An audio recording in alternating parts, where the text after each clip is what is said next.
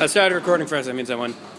This is the modeling chocolate. For this is in your recipe handout.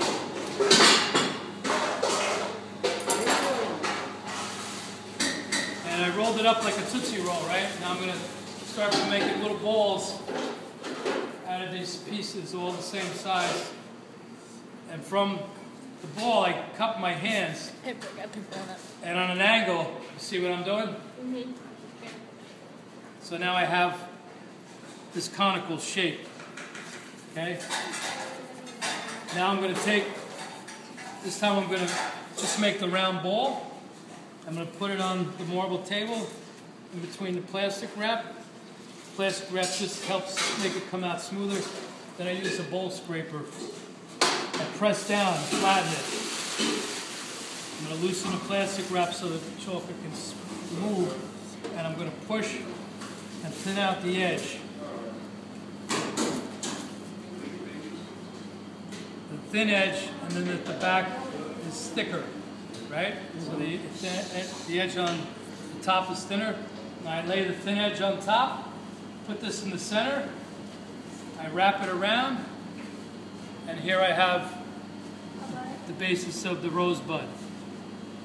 Now this time I'm going to roll out 3 balls, and I'm going to make the 3 inner petals for the rosebud. Yes? We have strawberry mousse in a wine glass. We have cappuccino mousse in coffee cups. We have lemon tarts. Put on mine. Better. We have a white chocolate and raspberry roulade with a raspberry coulis. Looks blurry. Oh. And then we have a chocolate charlotte. That's how you know it's new. So I'm just doing 3 petals at once now, because these are going to be the 3 inner petals for the rosebud.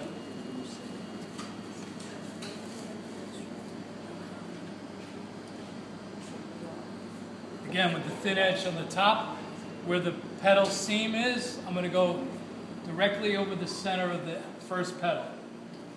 And I'm going to attach only one side of this. And you'll see why in a minute.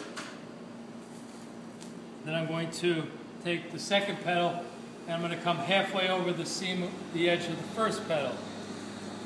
And I'm going to wrap this around. Now, I've never had to do this in front of a camera before. So now I'm going to take the third petal, and you see I didn't close this one. I'm going to tuck this underneath. Then I'm going to close the first petal. Oh. See, to make it look natural. Then I wrap around the second petal. Okay? And then now we have the basis of the rosebud. All right? So then we can curl this back a little bit. If we pinch the centers, give it like a natural look.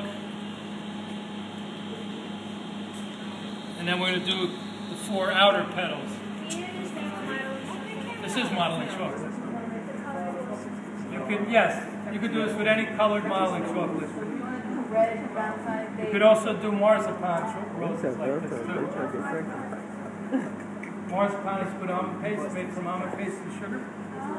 Okay? But you could color marzipan, because it's normally like a tan color. You could do it with fondant too.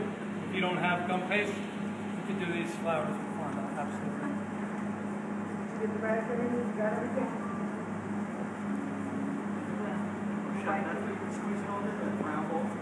I just softened it up earlier.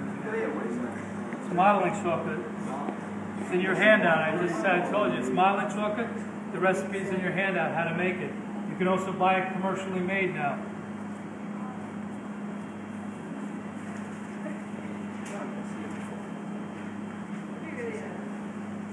See, I'm really pushing hard and I'm sliding it away from me to get that edge of the petal nice and thin.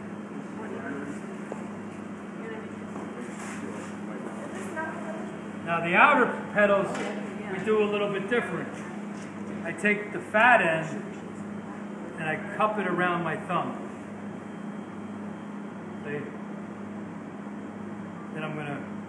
it back, I'm going to pinch it, and then I'm going to come over one of the seams, put my first petal on. You might have to press a little and make sure it sticks. Cupping it over your thumb gives it that natural petal shape. So your thumb is the perfect tool to shape it. Now again, we overlap the petals just a little bit. Make it look natural.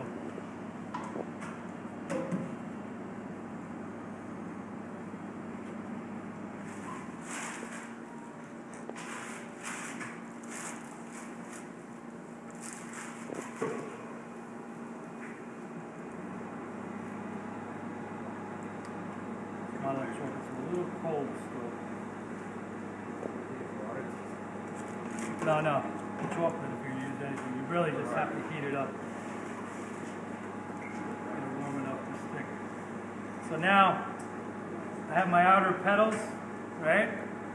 Wow, chocolate rose. Then I'm going to look at the rose and see which way I like it the best to set it on the cake. And I think I'm going to go with this. And then I'm going to cut the bottom on an angle, all this excess modeling chocolate we don't need. So that, well, I just pulled the whole petal off. I have to do that one over. Seth, don't get nervous with the camera.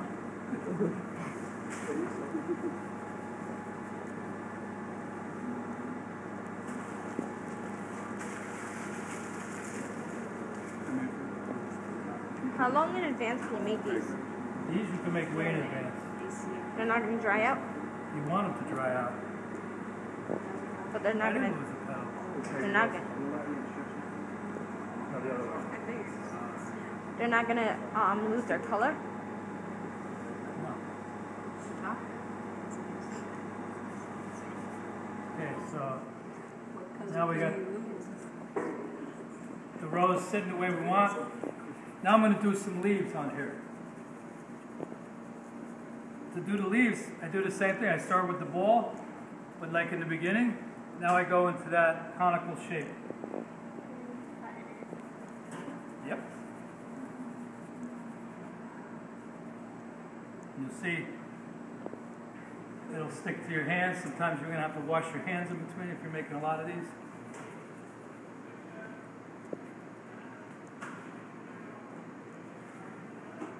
So same procedure, we flatten it, keeping the bottom a little thicker and the tip we want to be a little bit thinner.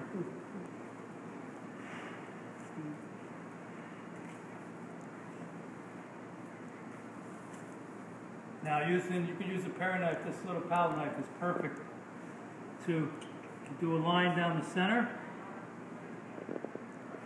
Just indenting it, you don't want to cut through it.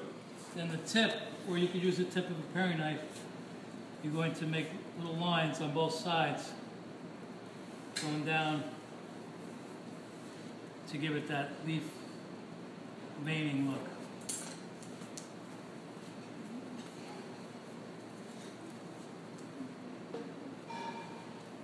I'm going to warm these up a little bit so they stick.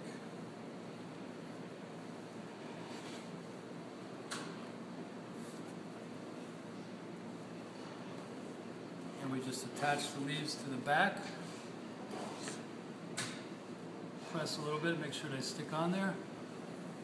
And we can curve these leaves, give them a little natural ebb and flow, right? So there we have the chocolate rose.